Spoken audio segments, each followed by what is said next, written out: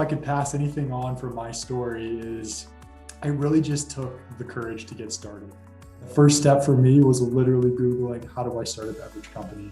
That was in late 2017. And really for me, it was just doing, one thing a day, and that one thing a day compounded over time. And, 3-4 years later, here I am, we have an office, we have employees now, we're carrying 600 stores.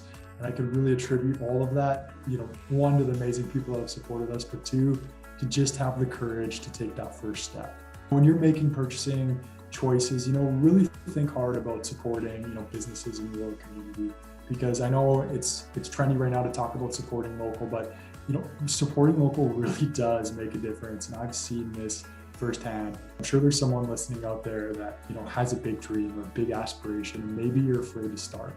Or maybe you're making an excuse that, hey, I'll start one day, right? Or I'll start that someday excuse, right? Someday when this happens. And let me tell you, start today, right? Today is literally the perfect time to start. And you don't have to take big monumental steps, right? Start with a Google search of, how do I start this business, right? Or maybe if it's getting in shape, just get outside and go for a walk. But if you do one thing a day, literally just do one thing a day that's going to get you closer and closer to that goal, you will amaze yourself how that will compound over time and how that will change your life. And I'm a living testament to this. I had no beverage experience. I'd never started a business in general. I'm an engineer by trade. I didn't go to school for business. I had no idea what I was doing, no idea how to start a beverage company. But I literally, for me, over the course of about a year, I just said, I'm going to do one thing a day. That's what I'll leave you with today. Is start today. It just takes a little bit of courage. It can take 10 minutes a day and you will shock yourself. You will change your life. It's extraordinary what just taking that first step will do for you. From the perspective of an employer, if I was speaking to any job seeker, try and add value to that company that you want to work for. Sorry, I'm not smiling. I'm really surprised at this moment. Right? Hey everyone, welcome to another inspiring episode of the Startup Impact. I am Shivi, your host for the show. And today we have a very special guest, Mitch Jacobsen, who is passionate about health, fitness, and environment. He is the founder of Rviita Energy Tea drink. And I also want to mention that Revita is the world's first energy tea drink with a low carbon footprint pouch. So about Mitch, I cannot even start where to go, where to finish. He's just amazing and inspiring. Mitch is a former petroleum engineer turned beverage entrepreneur. While working long hours at the office and simultaneously training for a men's physique show, Mitch looked for a beverage that could power him up through his day and workout. Also, after launching the energy drink in his little garage over a year ago, Revita Energy drink today is carried in over 600 plus stores across Canada and growing. Mitch has also been featured at the CTV morning show. So I am honored to have Mitch today. Let's welcome Mitch. Mitch, thank you so much for coming on the show. I am so grateful, honored to have you today. Shivi, the honor is all mine. Thank you so much for having me. I really appreciate, all you do for local companies like Revita. Thank you for putting us in the spotlight and for creating this brilliant show. Mitch, while I was reading your bio, honestly, I was getting goosebumps. Because I really want to understand that a 19-year-old who started this company, Revita, with his full-time job, with practicing into and competing into men's physique show and being a new founder. Oh my God, how did you even do that? I cannot even dream of saying that. How did you even do that? Yeah, you know what? It's a great question, Shivi. And I think if I could pass anything on from my story is I really just took the courage to get started. And so for anyone listening, if you have an idea or something you want to pursue and you're being held back by excuses, because that's what I did for the longest time. I always wanted to be an entrepreneur, but I always put it off. I said, when the right idea comes, or when I have experience, when I have money, when I'm establishing my career, that's when I'll start my business. And, really Revita for me, it was just the first idea that I executed on, I pursued, right? I took that first step and I just didn't quit. And I have no beverage experience. I have no idea what I was getting myself into. So it was really just this, a series of trial and error and having enough courage to get started and keep going. And that's, ultimately brought us to this place we're in today. And I'm so incredibly blessed and grateful for all the people that have supported us and got us to this place. Oh my God, I'm so glad we started with this conversation because those words just boomed. Courage, never stop dreaming, just start where you could. And as rightly said, so Mitch, where did you get that inspiration, that courage of being at 19-year-old, having this idea, beverage? Where did you get that courage and how did you even manage to do that? Yeah, really great question, Shivi. And so for me, the real inspiration for the idea behind Revita, and I've told the story before, is, when I was in my early 20s, I had a really good friend also in his early 20s, and he ended up having a heart attack. Fortunately, he's okay now, but it was attributed to chemical sugar-filled energy drinks. And I drove him to the hospital, and I remember thinking, like, this is a problem, right? There's why is there no healthy solution to this? But at the time, I used that excuse, right? Well, I don't know how to start a beverage company. I don't know how to get going. And it was further on in my career, where I just really had this feeling deep inside of me where even though I love my job, I was working for a great company. If you ever had that time in your life where you just feel like you're not on the right path, you're not doing the right thing, Yeah. that's how I felt.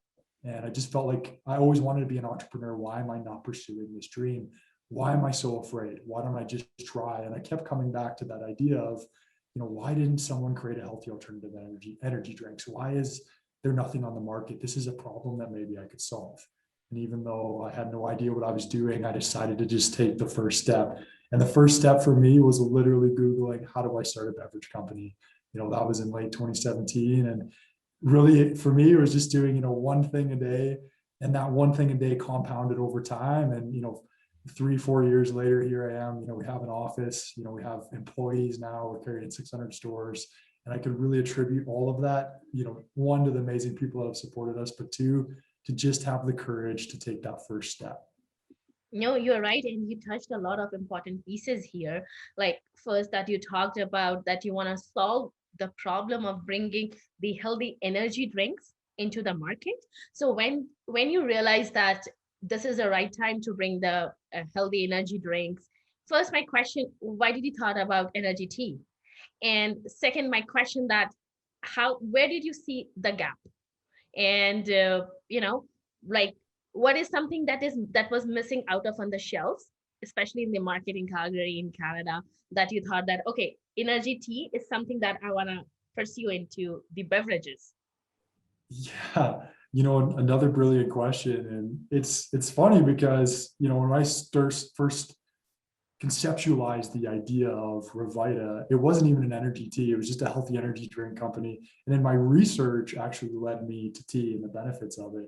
But what I saw as I was working downtown, and all of these professionals that I was working with, it was an oil and gas company, they would all drink, 4 or 5 cups of coffee a day, right? And everyone would complain in the afternoon, oh, I don't really want another cup of coffee, but I need to stay awake. Yeah, I need to I agree. I'm one of them.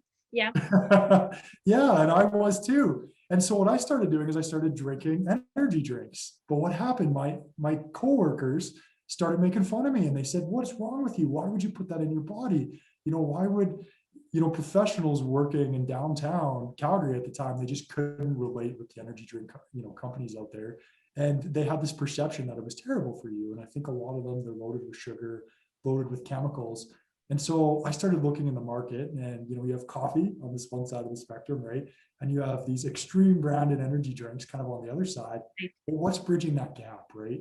What's a clean, healthy, energizing beverage made with natural ingredients that's branded for the professional or branded for the everyday person who doesn't necessarily want to be associated with an extreme branded product?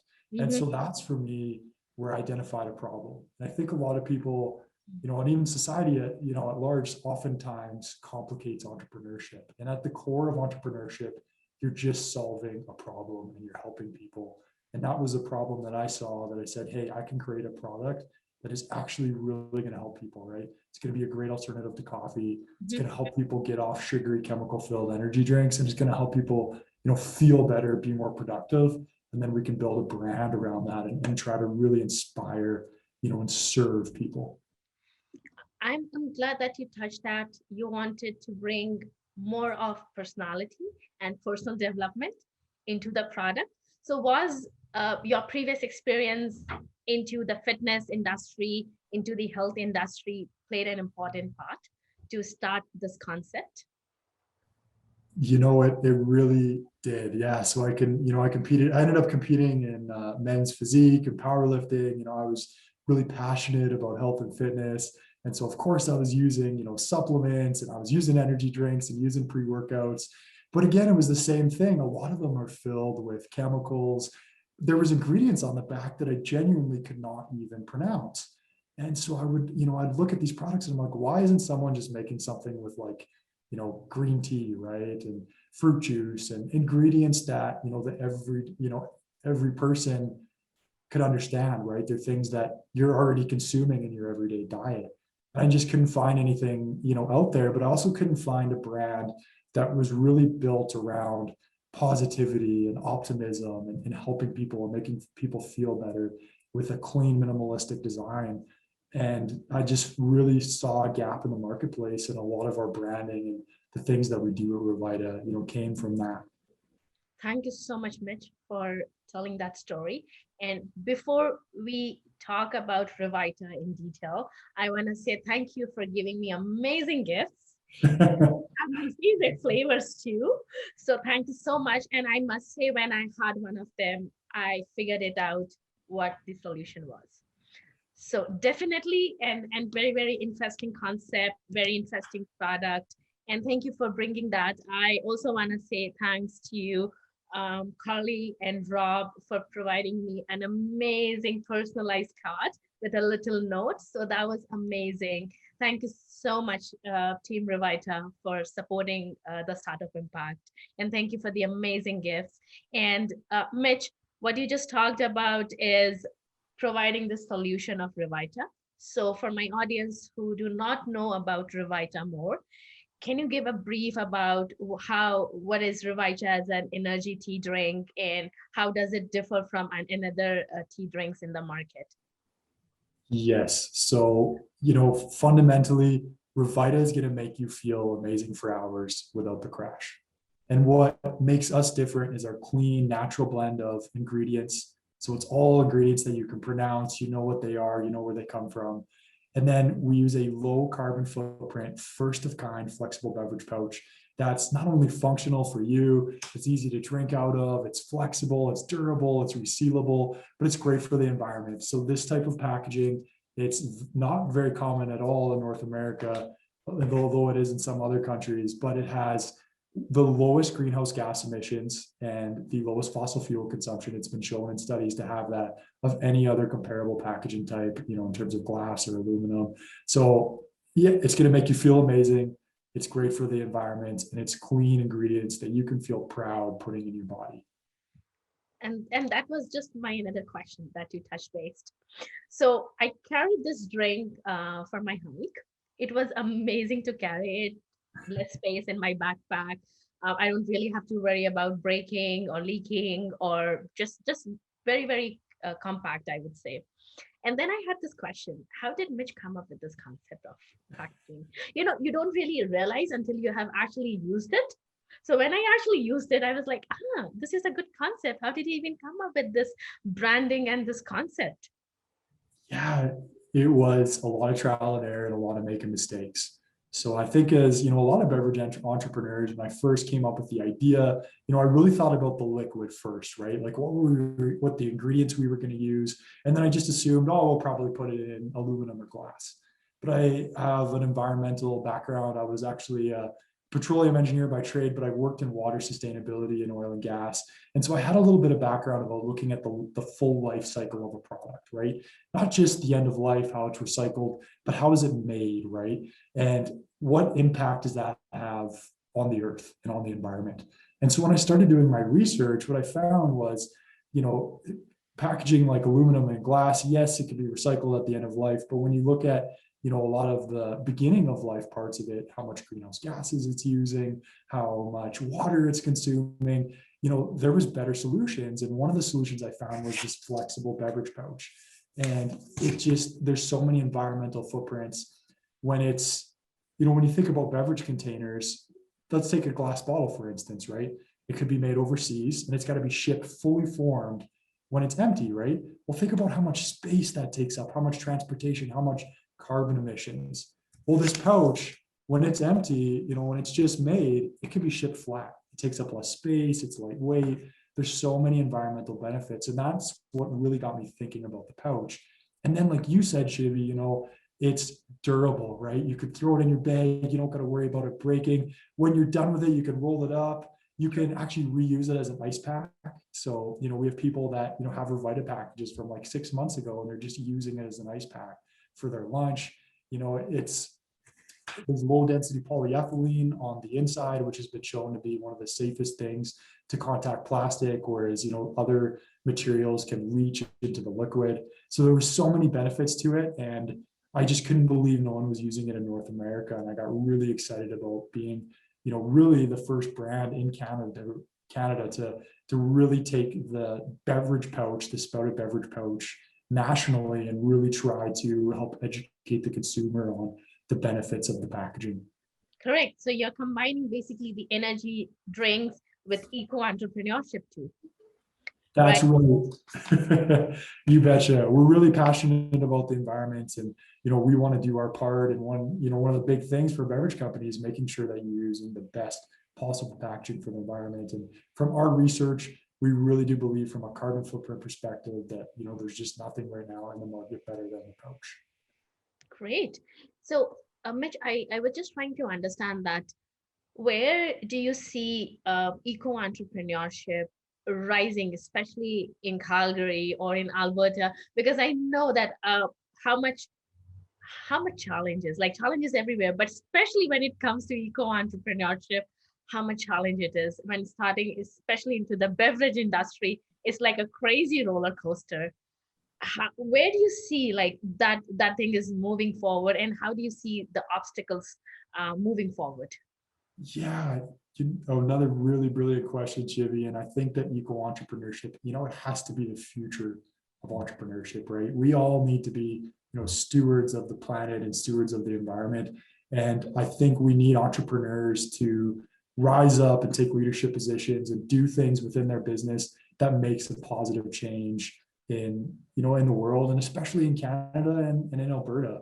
And it's hard. It comes with a lot of challenges. Being one of the first, brands to use the flexible beverage pouch in Canada, there's been so many, difficult times, right? It's difficult to work with manufacturing wise, because the technology is pretty underdeveloped in Canada and North America, even though in other parts of the world, there's other brands using this packaging. The recycling facilities, we're having to work with provinces to actually help them set up the infrastructure. So to properly get these, recycled. There's a lot of consumer education, right? Nobody understands the environmental benefit. There are not many people understand the environmental benefits of this type of packaging. Or for any eco-entrepreneur doing something innovative, you have to spend a lot of your time and resources on actually educating people and getting the word out there. So, although it's difficult and it's challenging, it's the right thing to do, and it's ultimately going to lead to your business being successful, because nowadays consumers care about the environment, they care about their health, and they want to support companies that are taking initiatives and working towards making the world a better place. And I think if entrepreneurs start businesses with making the world a better place, keeping that in mind, keeping that at the forefront of their business, it's really exciting to see what's going to happen with Canada in the future. And that's what Canada, Alberta, and Calgary, we need entrepreneurs to step up and be leaders and make positive changes. That was just great, that what you touched base. But honestly, like truly, I can see how much research, how much time you would have spent, the passion that you were talking from. And I was just thinking that from the life cycle perspective that you just mentioned. So where is Revita at present? Like, are you guys doing everything in-house, everything? So how is Revita working when it comes to the production? Where you guys are at present? Um, Yeah, really great question. So we have a manufacturing partner that we work with right now. They're based in the Vancouver area, and they're an incredible company. You know, the amount of beverages that they can produce per square foot rivals that of, you know, some of the biggest companies out there like Coke and Pepsi, right? And that's the beauty of the pouch. It doesn't take up a lot of space. It has a small footprint. You know, we do all of our packaging. We design it and create it in-house, and then we use a third-party company. We're actually really excited because this summer we're switching to a company that's Calgary based. So, you know, we were originally sourcing out. Yeah, we're going local. So they have factories overseas and they do some of their manufacturing in-house here in Calgary. So we're really excited to, you know, be bringing our packaging, a big part of our brand, to a local company. Like they have an office in Calgary, something we're really excited about. And then, you know, our supply chain in terms of ingredients, we manage all of that in-house, and our manufacturing partner helps us with that. And we use as many Canadian companies as we can find. So even though our tea, for instance, is sourced overseas, because that's where, you know, most of the tea, I'm sure, as you know, is created in either or grown in either China or India, but we use a Canadian company that has relationships with those growers. So we're still supporting jobs in Canada. You know, our supply chain, as much as possible, we try to support, you know, Canadian producers and Canadian companies, because supporting local and, you know, strengthening the Canadian economy and taking a leadership role and trying to, you know, build up and help diversify the Albertan economy is something that's really important to us. yeah, true, absolutely. Yes, yes, and yes to everything on that. uh, Mitch, you just nailed one of the important aspect of bringing it local. And second, you talked about the complete process that's happening with Revita. So I was thinking, you guys are in 600 stores, you are managing everything. How crazy is your schedule? When was the last time you even took a break? When was the last holiday that even happened in your life? When was that, Mitch? Yeah, great question. You know, it's you know, this is my life, right? This is my life's work. This is my passion. You know, for me, a lot of days this isn't work, right? This is fun. This is my contribution to the world, right? This is my way to, you know, give back and really try to make the world a better place. So it is, and you've seen this firsthand. I could get a little disorganized sometimes and get behind on my email, and we're in that startup phase where, you know, Carly, Rob, and I, and we just hired, you know, our first full-time employee, which we're really excited about. And we're still figuring out, you know, how to manage our schedules, because, you know, one minute I'm the receptionist, the next minute I'm the janitor, the next minute I'm the manager of supply chain, right? So every day is different. And it's right now it's a 7-day a week endeavor. You know, it's every day putting our head down, you know, really getting to work and trying to help as many people as we can. And as I grow and learn and develop, I'm finding more ways to delegate and trying to free my time up so I could be a little bit more organized with my time. Yeah, congratulations for your first hire.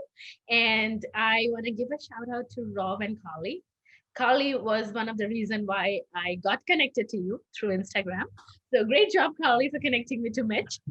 And that actually brought me to another question that I speak to a couple of entrepreneurs, a lot of people who are actually looking for business partners or co-founders, or even an amazing team to grow with. So what I want to ask is, how do you match that personality? Because what do you how do you see when you bring a co-founder? How do you see that red flags coming? How do you see that personality growing, especially when it is a startup and you're working 7 hours a day? How is the team doing in that concept? Ah, wow, you asked so many great questions, Shivi. I really do appreciate it. And when you Your answers are amazing. well, thank you. You know, when you're looking for a co-founder, you know, the best piece of advice, you know, and I've been asked this question before, is there's two things that are really important. One, your values have to align, right? You have to partner with someone who shares the same fundamental values as you, right? And so, you know, for Rob, for instance, right, him and I both believe in pouring everything we have into our business, right? That means if we got to work 7 days a week, if we got to stay up till 2 in the morning some days, or not even sleep some nights, we're willing to do what it takes. And if you had a co-founder that says, hey, my weekends are really important to me, I'm only going to work Monday to Friday, and the other co-founders shares kind of our values, there's going to be conflicts there. So one, you want to make sure that the same fundamental values are shared between the co-founders. And then two, pick a co-founder that's really great at aspects of the business that you're not, right? If you guys both have the same strengths, you might end up, clashing over doing the same tasks, and it's just not efficient, right? Whereas, Carly, for instance, is incredible with social media. Myself, that's not my strength. It's not my thing. Rob is a phenomenal at marketing and branding. That's not my greatest strength. I'm more of an, operations, supply chain kind of day-to-day thing. That's my strength. So we all share, we all have strengths that complement each other. And so we're not, stepping on each other's toes. We all have parts of the business that we're really great in. We complement each other and we make a great team, and then in terms of finding team members, kind of the mantra here that I have anyways is, when I'm hiring an employee, I want eventually to be the stupidest person in the room, right? What I mean by that is I want to hire employees that are smarter than me in general, but also at, specific aspects of the business. So Dalen, our first employee, he's just an incredible graphic designer, right? Like what he can do in 10 minutes would take me 10 hours. And so we want to bring in people that are just, brilliant, smart, and talented, and really good at certain aspects of the business that we're not good at. Yeah, that's an important piece to align for the values. Like I cannot even stop talking about it, that how important it is to bring the values. And the way you talked about bringing a team together, that's a great piece of advice to a lot of fellow entrepreneurs out there. And not to just look at them as an employee, but also to look at them on their strengths they have, and also to build the team around them. So what you said was so true, Mitch. You're so right. Mitch, what I also wanted to know, when you touched base upon working 7 days a week, and that made me thinking your fancy, good paid oil and gas life, left that, you went into this roller coaster of never ending entrepreneurial journey. And the start of 1.5 years is crazy. So did you even think about, like, how did you keep that mindset going? How did you keep yourself up when you've had those obstacles? I know we can talk about 100 challenges that you went through, but I'm really interested in picking your brain about your mindset there. What kept you going? Yes, that is, I've thought about that often too, because we've had, people don't know this, right? Because when you look at our social media or our website, a lot of times, and we're guilty of this, we just post the highlights, right? But it's been a roller coaster, like you said. We've had some incredible highs, being in 600 stores, getting an office, hiring people. But we've had some incredible lows. I mean, just recently, our production line was shut down for over a month. We've had mechanical issues. We've almost ran out of product. We've had, personal challenges, losing people over the last year. There's some really adverse times. And there's two things that I really do believe that keep us going in those dark, really difficult times. And the first thing is, you got to remember, this is, somewhat cliche nowadays, but remember your why or your purpose. Why are you doing this, right? You have to be grounded in that. And, for Carly, Rob, and I, this is so much bigger. It's not about making money, right? It's not even necessarily about, creating the best possible product. This is about making the world a better place. This is about truly helping people. And so when we have a bad day, I think about, we had a gentleman that reached out and said, hey, I have, gastrointestinal issues. There's so many beverages I can't drink. Coffee makes me sick, but finally, I can drink Revita, and this helps me and this makes me feel better. Or people that have been addicted to energy drinks and now they have a healthy solution, and, they write us emails and they thank us for, creating the product. And so when we go through really difficult times, that's what I try to think of, when it feels hopeless, when, and we've had days where it has been so hard, right? I think about those people. It feels like my obligation to keep going, because I need to bring this product to the world. I need to help people. We need to create something that's going to make a positive change. And so that's, the first biggest thing that carries us forward, and keeps us, thinking with the right perspective to push through and have the resilience to forge forward when times get really tough. And two, and I think this is important for any entrepreneur, is you got to burn the boats, right? I quit my job. I don't have a backup plan. This is it for me, right? I've put everything into this, my heart, my soul, my everything financially, all my personal time investments. So I have nowhere else to go. This is it. And I think as an entrepreneur, that's an incredible asset for you, because when times get tough and your back's up against the wall, you're going to find creative, innovative ways to solve those problems. Whereas, if you're still working your day job, or if you have a plan B, sometimes it can be really easy to go to that plan B, right? Because it's easy. But if you don't give yourself a way out, when you're in a tough situation, you will shock yourself out the ideas and the solutions and the creativity that will flow when you have no other option but to, forge forward through that adversity. Oh my God, that was so powerful, Mitch.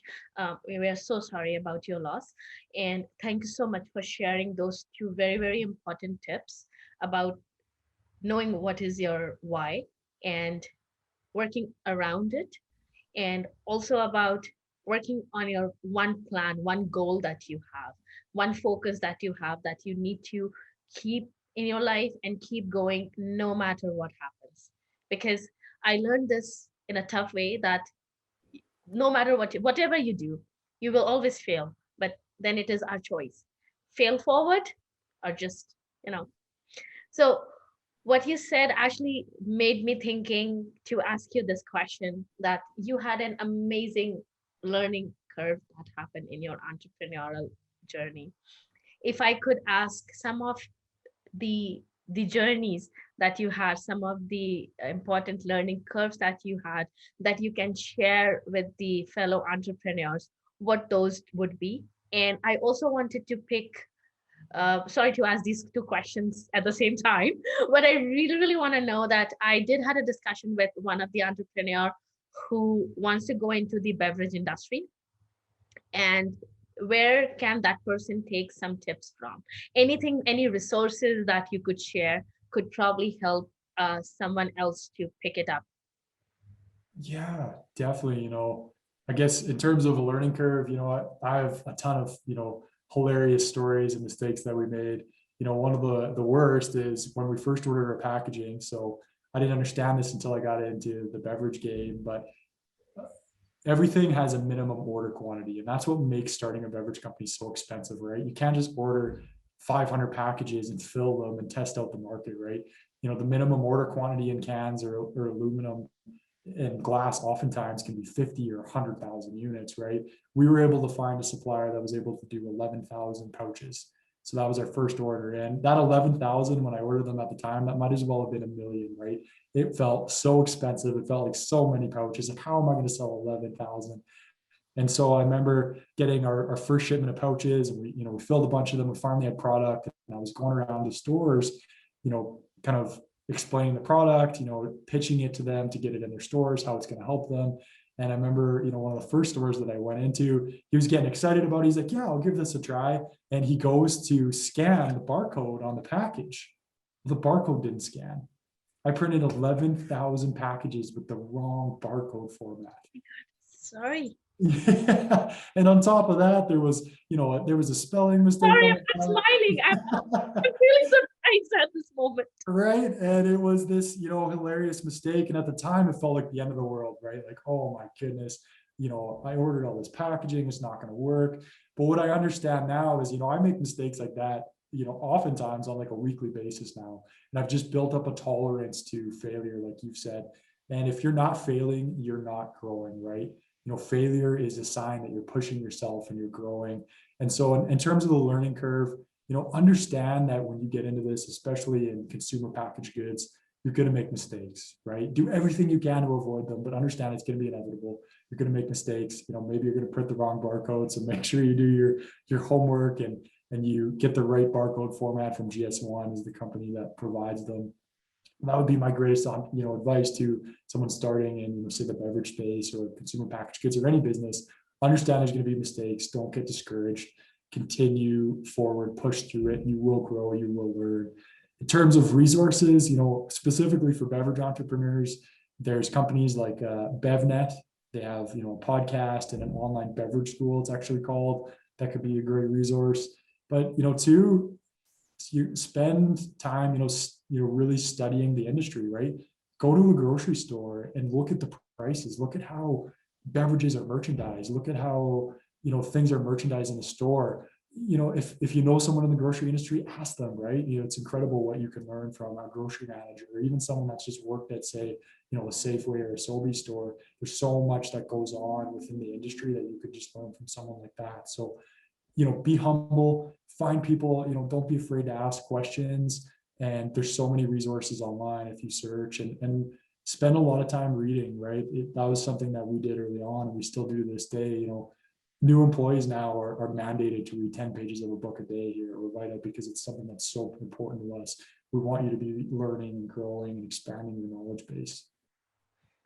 Thank you so much, Mitch, for sharing those amazing resources. I know is going to help a lot many people out there for sure. And Mitch, I'm trying to extract as much information from you as much I could. So with your experience from transitioning from oil and gas, from being an employee to now being an employer, and right now what we are seeing, maybe because of the industry or pandemic, a lot of people have lost their job, especially in oil and gas. So either they are transitioning into a different career, which could be either an entrepreneurship, or they are looking for an opportunities.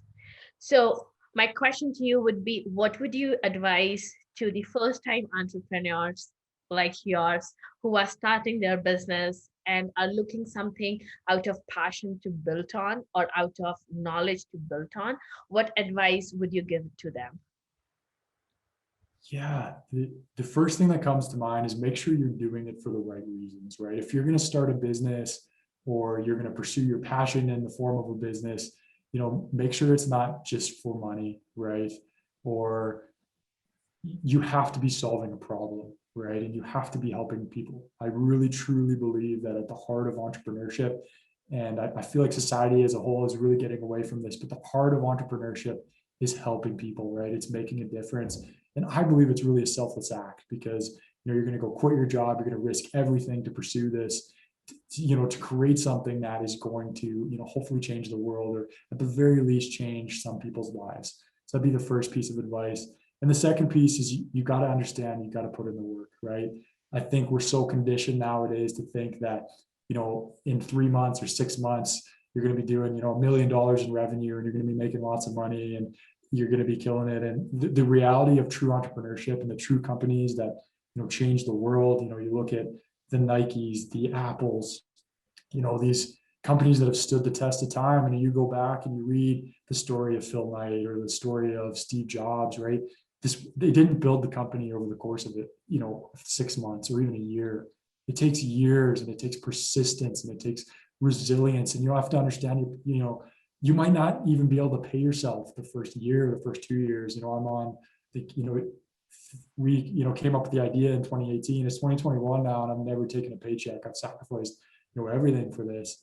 And it's because I love this. I've never been happier in my life, right? And that's my paycheck is the fulfillment I get every day of being able to help people and be able to create opportunities for new employees. So that'd be the biggest thing is understand you're going to have to put in the work and you're going to have to be patient. It just building a brand takes time. It doesn't happen over the course of 6 months or even a year. And there's certainly anomalies, tech companies and other companies that have blown up really fast. But I think, in general, you have to be in it for the right reasons and you have to be in it for the long haul because it's a process. Yeah, it's right. And that's the reason why people say is it's a 25 years overnight in making, right? In any business.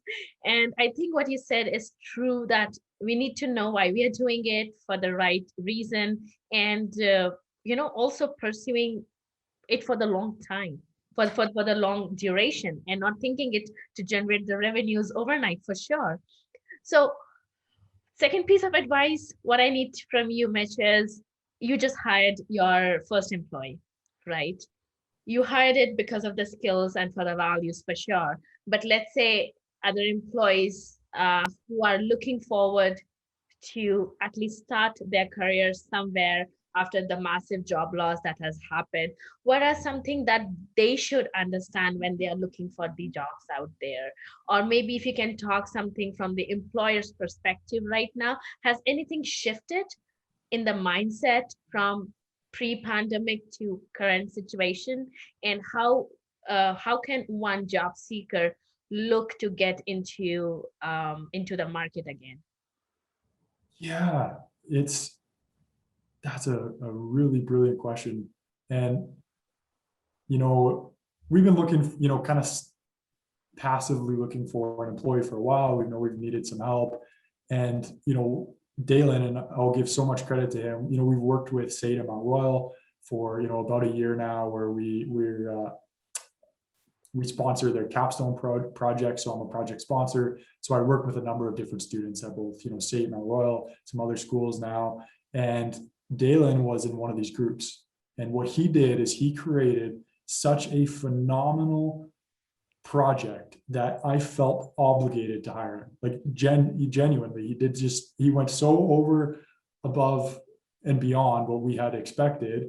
And his graphic design skills are just phenomenal. And, we weren't even hiring for a graphic designer. Like genuinely, we were not. It wasn't a position we were looking for. But he did such a good job, and he went so far above and beyond to add value for us. Didn't even ask for a job, that I approached him and I was like, hey, can you come in for an interview? We're very interested in bringing you on.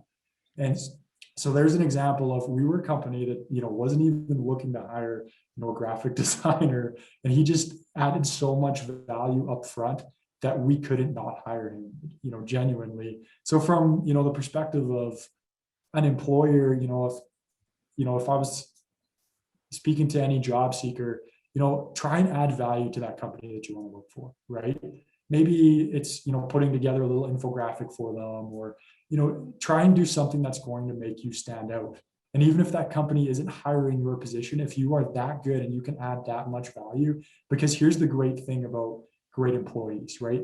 Great employees are free for a good company, right? Because they will add so much more value than you pay them, that they're free, literally. So if you approach a company with that perspective in mind, not with the perspective of, hey, how much are you going to pay me? What are you going to do for me? It's, this is how I can help you. This is how I can help your business. This is how I can bring more revenue, more customers. This is what I can do for you. And I, those are the type of employees that, create opportunity for themselves, and ultimately, can build an extraordinary career. With a company like us, the sky is the limit for us, really, right? We need so much help in so many different areas. A new employee here could be, a C-level executive in 2 years, with stock options and, who knows what. So that would be my advice, is see how you can help the company. Yeah, absolutely. You just nailed it on the head, saying that right now the employers are really, like, I would say, looking forward like more of a CC project than just Telltale project. So that has actually changed, and that is something that market is looking forward, and that's so true.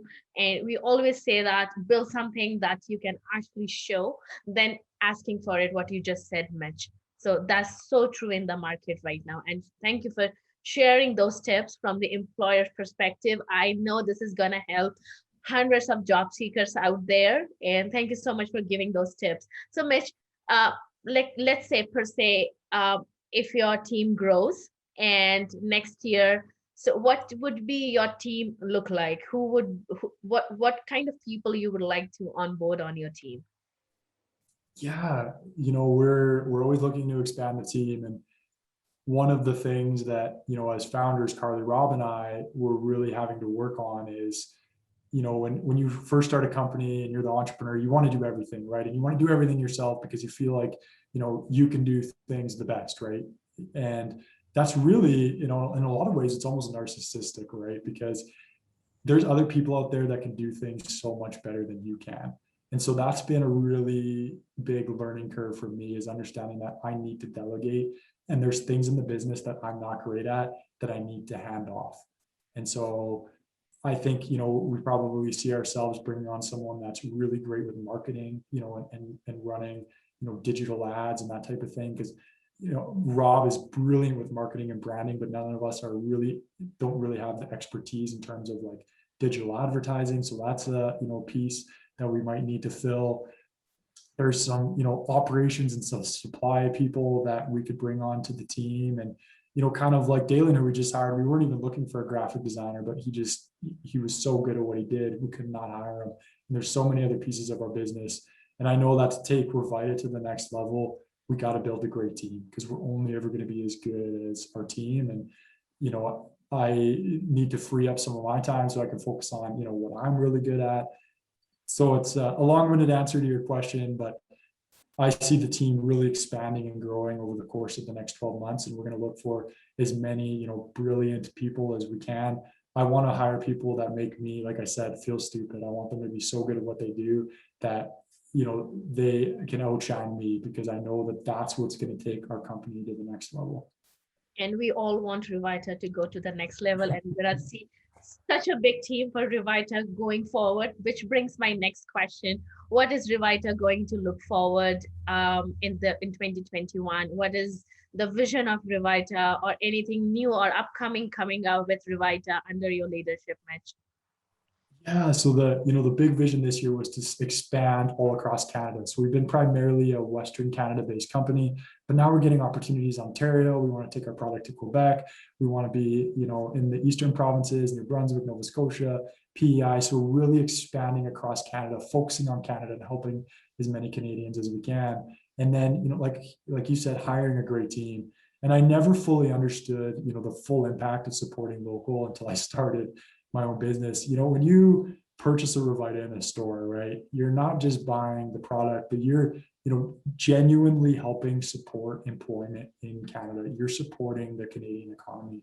And I'm seeing it firsthand right now. Like, our growth has allowed us to create a full-time career, for someone coming out of school, right? And, so now he's working in Canada, and those tax dollars are coming back into Canada. We're creating, more opportunity in Canada to strengthen our economy, so that we can be more competitive on the world stage.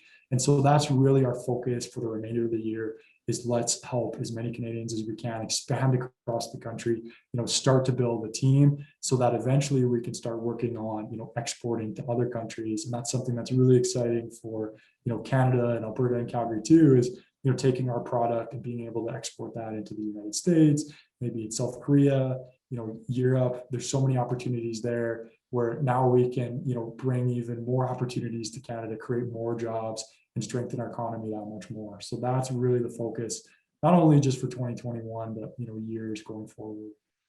And honestly, we just don't want you to focus on Canada. We want you to be global. So I want to say that I interviewed Mitch, the global CEO of Revita, one day. So we want to wish you all the very best for that, Mitch. Anything upcoming for the summer this time? Anything interesting coming out of Revita? Yeah, well, I'm so glad you asked. We have a new flavor coming out, so we're going to be probably releasing that in the next couple of months here. We'll be putting out an announcement, so we're kind of keeping it a secret for now. But the people that we've had try samples have said it's, they think it's the best one. We're really excited about that. And then, like we've already talked about, we've switched our packaging to supplier to a Calgary-based company, which is something we're just so incredibly proud and excited about. Again, to be supporting, another Canadian company and a Calgary company too. So that packaging, not only is it Canadian based, but it uses 20% less materials than our current packaging does. So there's all the environmental benefits that come with that. And then we're going to be announcing, we're going to be a supporter of Plastic Bank now, which is a company based out of BC that helps remove plastic bottles from the ocean and creates jobs in third world countries. So that's another really exciting announcement we're going to be making. And we're just ecstatic to see what happens this summer. And we're just so blessed and so grateful for everyone who's made this possible. Thank you so much. Those are really, really great, amazing news. And thank you, Mitch, for making this as a Calgary-based company. I'm really proud, and I know all the Calgarians are really, really proud for Revita, for you, for doing this. We wish you all the very best and really excited about the summer flavor. I was so looking forward to it. So I am gonna keep my eyes open on the advertisements and on your Insta pages. So before I forget, Mitch, tell us if somebody wants to connect with you or wants to seek any advice from you or wants to collaborate with you, how and where they could find you. Yeah, great question. So, you can always reach out to us on our Instagram. So our Instagram is at Revitalize, and that's spelled Rvitalize, just like the word revitalize. You can send me an email. So my email is, if you email info at Revita, Rvita.com, that'll come to me. I'm always open to helping, people. If you have a question, we're always happy to get back to you and answer that. You could reach out to us on our website and we'll get back to you there. Absolutely. Anything we can ever do to help you, Revita is here for you. Absolutely. And for my audience, I'm going to put all the details on the video notes. So you can definitely use that advantage to reach out to Mitch. And Mitch, another important question that I wanted to ask is, you have given so much of information out there to the people. You have shared so much of learnings that I couldn't have believed of getting it out of in one show. But I want to give you this opportunity to make an ask. Anything that we as a community, anything we as the people we can do to support you or to Revita, to bring you closer to your vision, anything that we can do to support your business. Thank you so much. And you know what, I think it's an ask, not just for myself, but other local businesses. When you're making purchasing choices, really think hard about supporting, businesses in your community, because I know it's trendy right now to talk about supporting local, but supporting local really does make a difference. And I've seen this firsthand. So when you go to a grocery store and you choose, Revita over, say, another energy drink that's, made in other parts of the world, you're not only, supporting your health with a great healthy product that's better for you, but, you're helping create opportunities and jobs, just like David just got here, Revita in the community. And so that's what I would say, when you're buying clothing, maybe think about Local Laundry, right? Another great local company out of Calgary here, and just being, more and more conscious of, your purchasing decisions as a consumer do make a difference. They make a difference to these local companies. And if you could do anything to help us, every time you go to a store and one of our products are purchased, when you buy Revita in the store, we appreciate that so much. That truly means the world to us. You are supporting us. Thank you. If there's ever anything that we can do for you, please reach out anytime. And we really do appreciate, everyone that supports us, whether it be, on our website, on Amazon, whether it's in a Sobeys store or a Blush Lane store. That means the world to our business, and that allows us to create opportunities, that allows us to grow, and that allows us to give back to the Canadian economy. Absolutely. And I must say that I already have found my favorite afternoon drink. So I'm gonna go for this whenever I'm gonna go, either for the hike or if I need something just to chill. I think this is the best solution that you have provided to us. So in return, I want to thank you, Mitch, for taking care of the community, for taking care of people around you. What you have done is incredible, Mitch. And before we end this show, is there anything that you wanna talk about? Is there anything that I could get off 1 minute of a Mitch daily life to our audience out there that could help them or that could give them any kind of a support or anything that you want to share? Yeah, the last thing I'll leave you with, so I'm sure there's someone listening out there that, has a big dream or a big aspiration, and maybe you're afraid to start, or maybe you're making an excuse that, hey, I'll start one day, right? Or I'll start that someday excuse, right? Someday when this happens. And let me tell you, start today, right? Today is literally the perfect time to start. And you don't have to take big monumental steps, right? Start with a Google search of, how do I start this business, right? Or maybe if it's getting in shape, just get outside and go for a walk. But if you do one thing a day, literally just do one thing a day, that's going to get you closer and closer to that goal, you will amaze yourself how that will compound over time and how that will change your life. And I'm a living testament to this. I had no beverage experience. I'd never started a business in general. I'm an engineer by trade. I didn't go to school for business. I had no idea what I was doing, no idea how to start a beverage company. But I literally, for me, over the course of about a year, I just said, I'm going to do one thing a day. And sometimes that one thing was just reading an article on, beverage companies and just doing 10 minutes of research. That was my one thing that day, but it compounded over time, and here I am 3-some years later. And, I've went from an employee to being able to employ people. I've never been happier or more fulfilled in my whole life. And so that's what I'll leave you with today. Leave you with is start today. It just takes a little bit of courage. It can take 10 minutes a day and you will shock yourself. You will change your life. It's extraordinary what just taking that first step will do for you. Magical words, Mitch. Magical. I'm speechless. You just put so many thoughts in my brain right now. I know this weekend is gonna be a working weekend for me for sure now. And yes, start today. Definitely start today and do one thing at a time. So, Mitch, that was an incredible thought, incredible advice, the best advice that we could give. And I cannot thank you enough for coming on the show, Mitch. I know how crazy your schedule is. I know how crazy your daily routine is. And even you took out that an hour to come here today to talk to us, to share your wisdom with my audience there. So thank you so much. We are really honored to have you, Mitch. It's a true honor to be here. And I mean it, Shivi, you do so much for local businesses. And I really, truly, from the bottom of my heart, appreciate you. I appreciate the time that you put into the show. I'm sure there's hours and hours behind the scenes that nobody sees to, put this in production. And, not only me, but other entrepreneurs in the community, we really do appreciate you and thank you for the difference that you're making. Thank you so much, Mitch. We really, really honor you coming on the show.